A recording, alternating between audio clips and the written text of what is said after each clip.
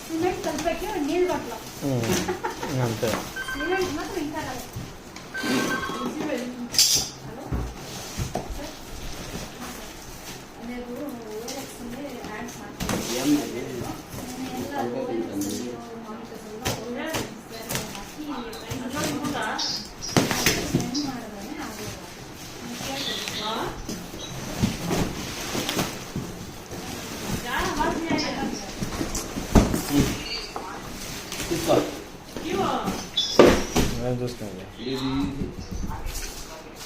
చూసుకోవాలి తీసుకోవాలి